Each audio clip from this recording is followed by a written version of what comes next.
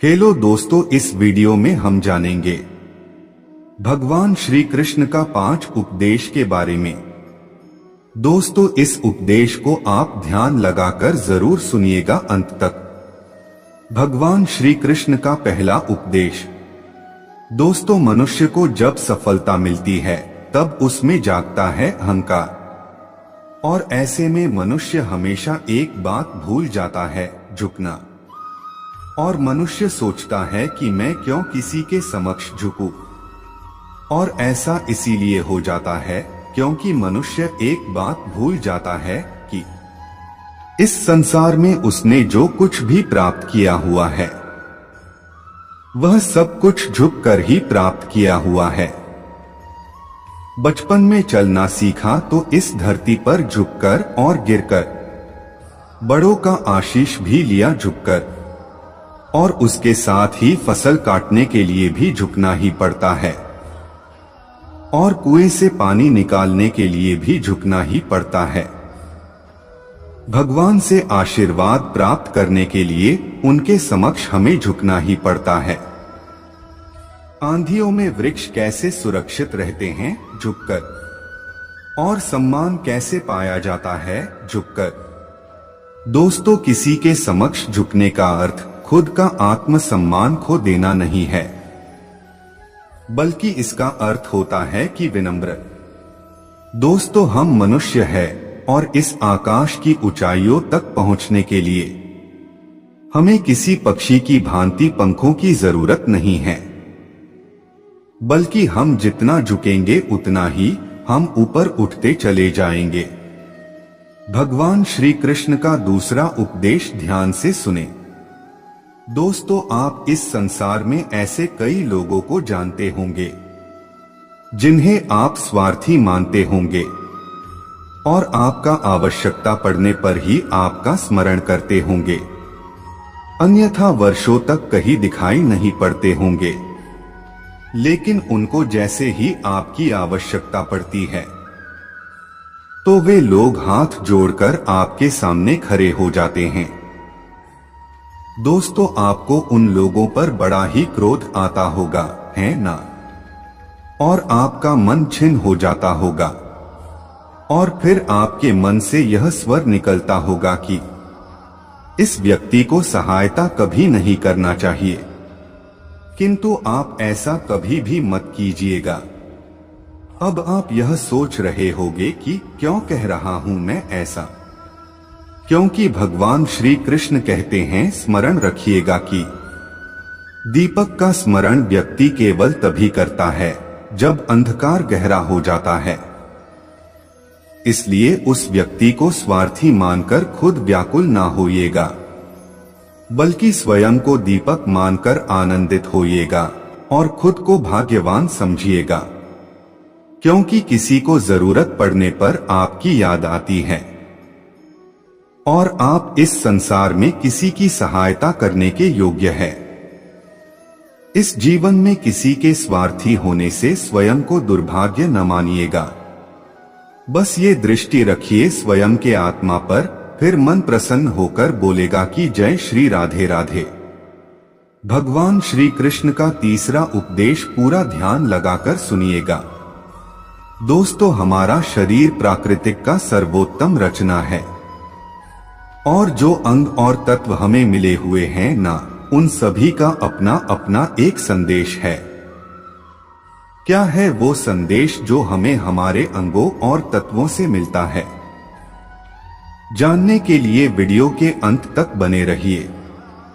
दोस्तों, हमें 2 आंखें दिए हुए हैं देखने के लिए, 2 कान दिए हुए हैं सुनने के लिए, नाक दिए हुए हैं सांस लेने के लिए, 2 हाथ दिए हुए हैं दोहरा परिश्रम करने के लिए, लेकिन जीभ केवल एक ही दी हुई है।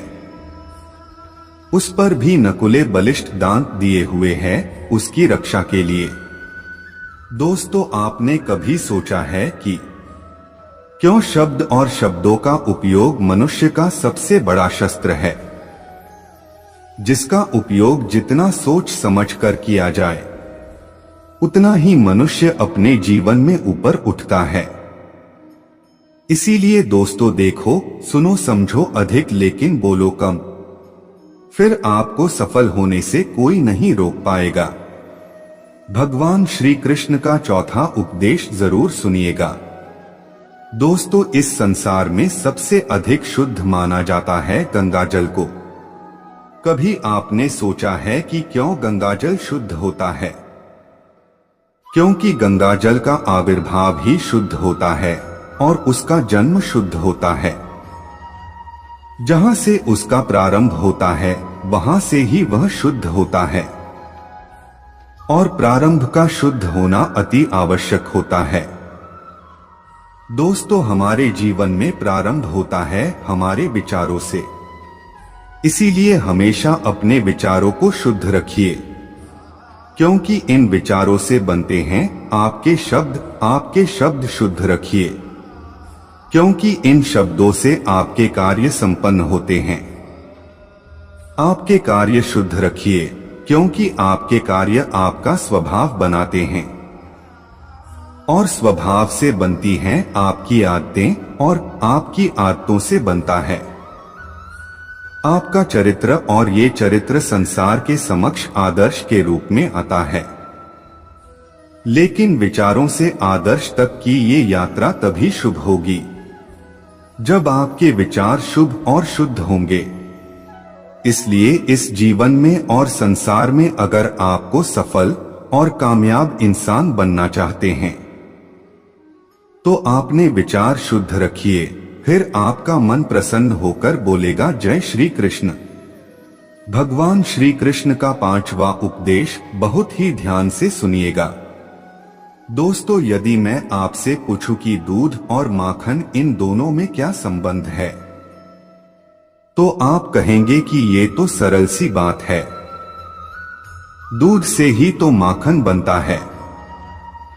और यदि मैं आपसे पूछूं कि इन दोनों में अंतर क्या है, तो कोई कहेगा कि एक तरल है तो दूसरा ठोस, तो कोई कहेगा कि एक जनक है तो दूसरी उसकी संतान है। नहीं, इन दोनों में अंतर है शुद्धता का, क्योंकि माखन दूध से कहीं अधिक शुद्ध होता है।